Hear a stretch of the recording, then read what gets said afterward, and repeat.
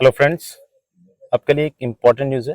आपके शिक्षा विभाग ये बिहार पटना से, और ये अभी इसी दिन 19 अगस्त को ये जारी हुई है। ठीक है, तो ये डीईओ है जो उन्होंने जारी किया है। तो चलिए आपको इसमें बताते हैं क्या इम्पोर्टेंट है। और इसमें आपकी जो टीआरई 3 आपका चल रहा है, बीपीएससी टीआरई 3, हालांकि इसका अभी रिजल्ट और आंसर की का कोई अता पता नहीं है। ठीक है, तो बीपीएससी ने जो टीआरई 3 में जो आपके पद थे उसको इंक्रीज करने का इसमें बताया है पूरा।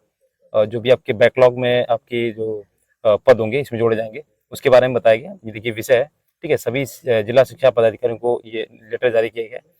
तो देखिए इसे डिटेल में देखते हैं। ठीक है, माध्यमिक या 9-10 वाला जो आपका उच्च माध्यमिक टीजीटी पीजीटी विद्यालयों में स्थानीय निकाय के शिक्षकों द्वारा बिहार लोक सेवा आयोग के विज्ञापन संख्या जो दिया गया है, इसमें जो आपका टीआरई फर्स्ट और टीआरई सेकंड जो आपका हुआ था, कहता है जो आपके इसके जो आपके नियुक्त हुए थे टीचर्स, तो उसके पश्चात जो रिक्त पद हुए थे, जो खाली बचे हुए थे, जैसे कि किसी ने ज्वाइनिंग दिया या उसके बाद छोड़ दिया, तो उस तरीके से जो आपके रिक्त पद थे, उसके साथ ही TI first and TI second के तहत रिक्त विद्यालय अध्यापकों की संख्या को जोड़ते हुए बैकलॉग की गणना कर टीआई 3 हेतु आरक्षण समाशोधन कराने के संबंध में ये आपका लेटर जारी किया गया। ठीक है, तो आप समझ गए होंगे ये किस तरीके का लेटर है। तो TRE first and TRE second में जो भी पद बचे हुए थे, ठीक है, किसी ने आपका ज्वाइन किया और बाद में छोड़ दिया, ठीक है, तो वो वाले पद, और जो भी आपके जैसे नियोजित वाले थे तो उन्होंने जिस पद को छोड़ा था वो वाले पद आपके बचे हुए थे, तो इसको बैकलॉग के हिसाब से इसमें जोड़ना है। ठीक है,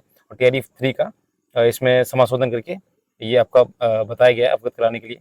तो देखिए आपको बताते हैं इसमें कितने दिनों में ये रिपोर्ट जारी करनी है। तो देखिए यहाँ पे लिखा हुआ है, आपको दिखा देते हैं। यहाँ देखिएगा, यहाँ पे देखिए लिखा हुआ है, ये कार्रवाई जो है आपकी समाशोधन कार्रवाई ये पदाधिकारियों से कराते हुए 3 दिनों के अंदर इस पत्र को संलग्न कर अधोस्ताक्षरी के ईमेल आईडी पर भेजना सुनिश्चित करना है। तो 3 दिन के अंदर ये आपको भेजना है। और चलिए इसमें आपको पूरा डिटेल बताते हैं। ये आपका किस तरीके की जो आपकी भर्तियां हैं, जो सॉरी रिक्तियां जो हैं वो किस तरीके से इसमें समायोजित होंगी। ठीक है, और इसमें जो आपका नियोजित वाले हैं उनके पद जो खाली हो वो कैसे आएंगे। तो देखिए यहाँ पे पूरा मैं आपको पढ़ के दिखाता हूँ। ठीक है, उपयुक्त विषय आप अवगत कराते हैं कि बिहार राज्य विद्यालय अध्यापक की जो नियमावली है 2023, जो आपकी 10 आपका अप्रैल 2023 का अधिसूचित हुई थी, कि परिप्रेक्ष्य में बिहार लोक सेवा आयोग द्वारा जो बीपीएससी द्वारा ये आपका जो विज्ञापन संख्या है टीआरई फर्स्ट और विज्ञापन संख्या आपका ये देखिए दिया गया टीआरई सेकंड के तहत नियुक्ति की कार्रवाई की गई।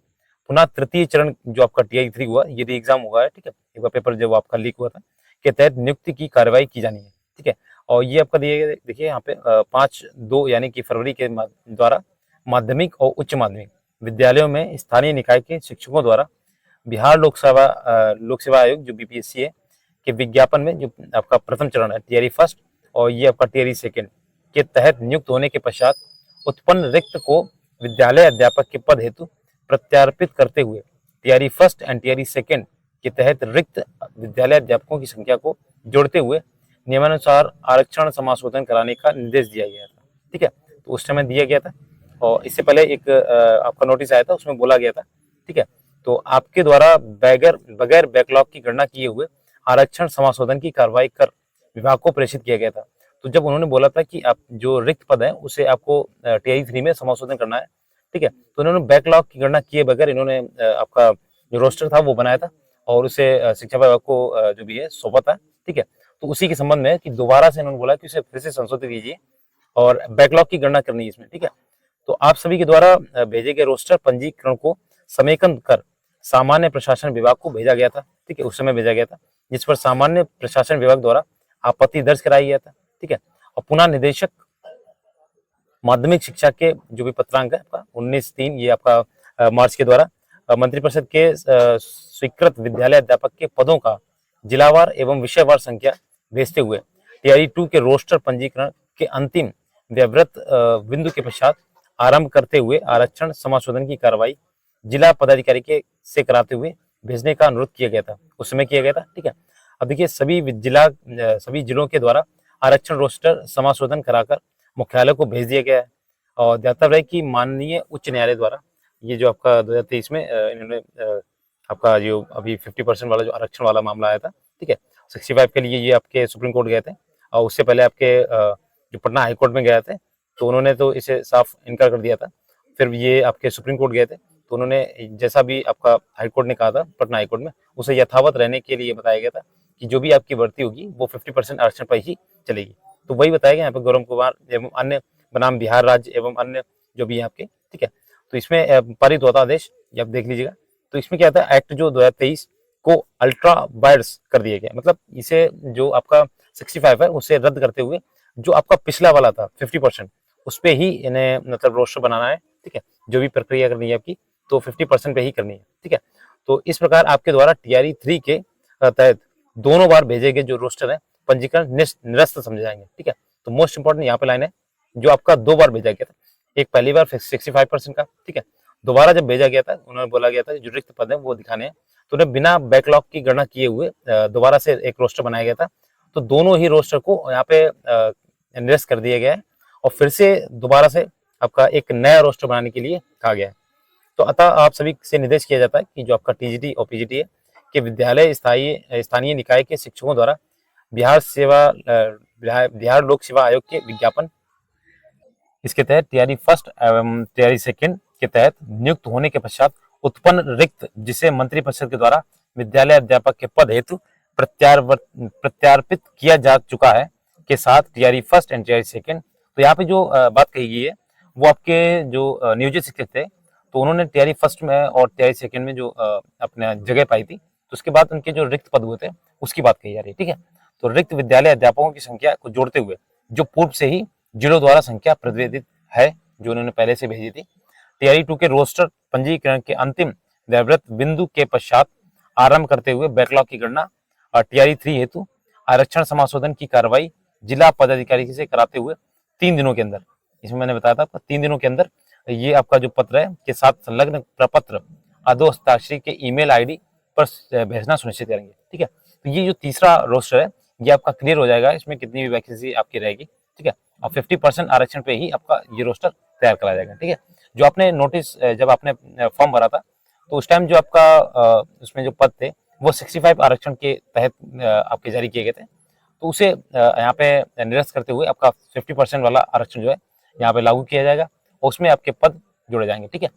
जो भी आपके बैकलॉग वाले हैं, और वैसे भी आपकी इसमें वैकेंसी जो है घटेगी बढ़ेगी, क्योंकि इसमें 50% आरक्षण रहेगा और जो आपका अदर स्टेट वाला अदर अनरिजर्व वाला है उसमें पद बढ़ेंगे और फिर आपके बैकलॉग के जो भी पद आएंगे वो भी जुड़ेंगे, ठीक है। तो इस तरीके से ये आपका रोस्टर तय किया जाएगा और ये आपका देखिए जेन्युइन है, ठीक है। और ये आपकी 19 अगस्त को ही जारी किया गया और इसमें आपका जो बीपीएससी टीआरई 3.0 का है, तो इसमें अभी जो लेटेस्ट अपडेट जो है आपकी जो ओमार शीट है, तो ओमार शीट तो जारी की गई थी, तो कुछ खामी होने की वजह से उसे हटा लिया गया था, दोबारा से अपलोड करी जा रही है। और जो आपकी आंसर की है उसके लिए एक अपडेट है वो भी बता देते हैं आपको। ये आपके ट्वीट किया गया है रजनी सर के द्वारा, ठीक है। तो वो काफ़ी एक्टिव रहते हैं। टीआई 3 से जुड़ी एक खबर है, तो 26 अगस्त तक आंसर की जारी करने का लक्ष्य बनाए, ठीक है। क्योंकि ऐसा हुआ कि आज आपकी आंसर की जारी होने वाली थी और आधे विषयों का अभी तक आंसर की तैयार नहीं हुई थी, तो इसलिए इन्होंने आज जारी नहीं किया। और प्राइमरी से लेकर +2 एक साथ जारी होगा आंसर की, ऐसा नहीं कि एक दो जो आपके क्लासेस हैं उसके जारी हो गए तो उन्हें पहले अपलोड कर दें, ये साथ ही में करेंगे एक साथ, ठीक है। और जो ओमार शीट आपकी अपलोड की गई थी रिस्पॉन्स शीट के साथ में, तो वो हटा दी गई थी आपकी रिस्पॉन्स शीट, तो उसे दोबारा से फिर से अपलोड किया जाएगा और 21 अगस्त तक जारी हो जाएगा आपका रिस्पॉन्स शीट, ठीक है। और 50% आरक्षण पर ही मैंने बता दिया आपका जो भी भर्ती है वो रहेगी, ठीक है। आयोग इसका इंतजार करेगा और सामान्य प्रशासन विभाग के पत्र मिलने के बाद रिजल्ट का फैसला करेंगे। और रजनीश कुमार जी ने ये ट्वीट किया 31 अगस्त तक अब भी रिजल्ट जारी करने का टारगेट है। देखिए यहाँ पे 20 से 25 के बताया गया था, 20-22 में आपका रिजल्ट जारी करने के लिए, तो ये डेट बढ़ाते जा रहे हैं, ठीक है। तो ये आपका आरक्षण की वजह से ऐसा। और हेडमास्टर और हेड टीचर का पहले जारी होगा रिजल्ट, ठीक है, इसके बाद ही आपका आएगा। हेडमास्टर और हेड टीचर का फाइनल आंसर की 25 अगस्त को पहले जारी होगा, ठीक है। और सब कुछ निर्भर करता है कि आरक्षण को लेकर आयोग को पत्र कब तक प्राप्त होता है। तो ये आपकी जो भी जानकारी थी मैंने आपको बता दी है, ठीक है। और अगर आप टीआरई 4 की तैयारी करना चाहते हैं आप चैनल पर भी जुड़ सकते हैं, तो फ्री ऑफ कॉस्ट रहेगी आपकी, ठीक है, टीआरई 4। और देखते हैं इसका टीआरई 4 कब आता है। हालांकि ये अक्टूबर सितंबर अक्टूबर बताया गया था, ठीक है। तो अभी तो दिख नहीं रहा है क्योंकि सितंबर आपका ये अगस्त तो निकलने वाला है, ठीक है। इस टाइम पे आपका नोटिफिकेशन आ जाना चाहिए था, लेकिन आपका टीआई 3.0 की वजह से ये लेट हो रहा है, ठीक है, और डिले होता जा रहा है। देखते हैं आपका अक्टूबर में हो सकता है एग्जाम।